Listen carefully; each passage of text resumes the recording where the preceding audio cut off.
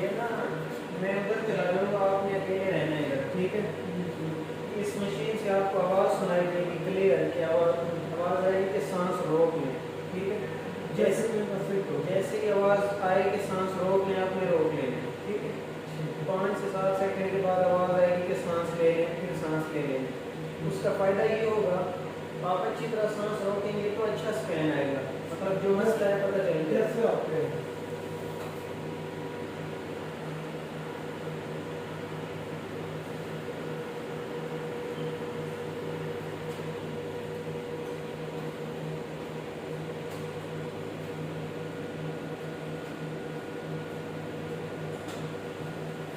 अब आ जाए बस।